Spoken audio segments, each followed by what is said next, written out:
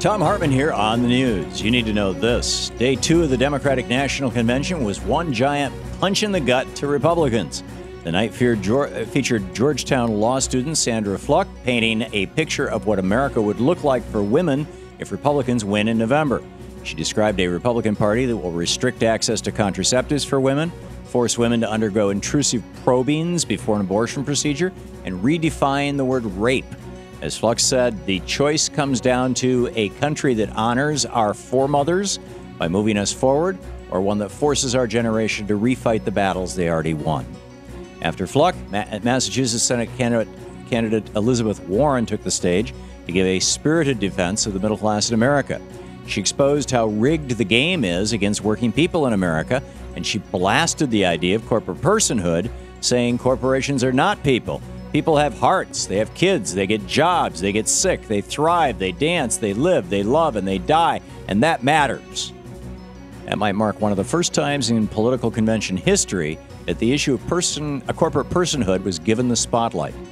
Then closing off the night, former President Bill Clinton took the stage to defend the Obama presidency and tear down the myth of trickle-down economics. Clinton explained how over the last several decades, Republican presidents have added the majority of debt, while Democratic presidents have added the majority of jobs.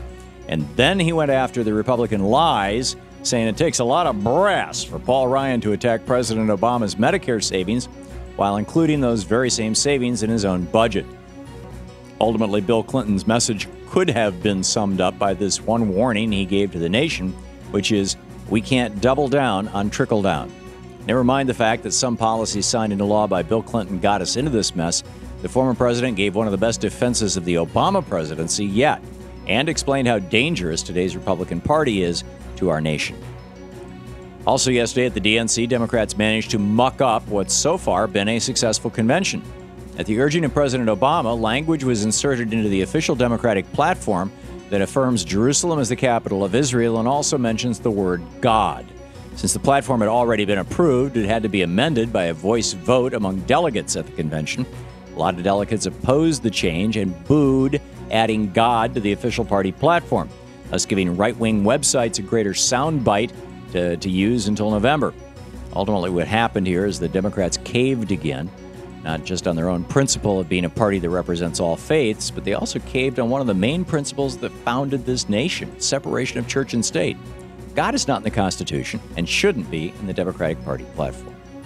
In the best of the rest of the news, the Eurozone crisis is going critical. A new report by the Organization for Economic Cooperation and Development warned that the German economy could sink into a recession during the second half of this year. Germany's is the biggest economy in the Eurozone and has largely been spared from the debt crisis that is dragging other nations like Greece, Portugal, Spain, and Italy into economic ruin. This report suggests it's just a matter of time before Germany too starts to go under, signaling that the Eurozone crisis is reaching a new stage where even the strong can't survive. News of Germany's woes comes on the heels of a decision by the European Central Bank to buy bonds in struggling Eurozone nations to ease their debt crisis. From the get-go, the Eurozone was a bad idea proposed by transnational corporate interests that thought doing business with a single currency would be more profitable. Now, with the Eurozone collapsing, it's not the corporate interests who are going to suffer, but instead working people across Europe. Our healthcare system is screwed. A new report by the Institute of Medicine reveals that our healthcare system is wasting hundreds of billions of dollars a year. A panel of doctors, public health officials, and business leaders spent a year analyzing our nation's private for-profit health insurance system and found that it wastes roughly $750 billion a year on unnecessary medical procedures, paperwork, overhead, CEO bonuses, and other wasteful spending. We're the only developed nation in the world that relies on for-profit insurers to administer health care for the majority of Americans. Clearly, our system doesn't work. It's time for a revolutionary change in healthcare in America. Medicare Part E, Medicare for everyone. Organized labor secured a big victory in Michigan on Wednesday. The state Supreme Court cleared the way for a measure to appear on the November ballot that would place the right to collectively bargain in the state's constitution. Over 700,000 voters signed the petition to get the collective bargaining measure on the ballot, which is more than twice the number of signatures needed. Now, voters will have a say in November as to whether or not Michigan will stand up for working people or go the way that nearby states like Wisconsin and Indiana have gone and screw working people out of their rights to unionize and collectively bargain. Get involved if you're in Michigan. This is a big deal. And finally, Mitt Romney won't release his tax returns, but hackers might do it for him.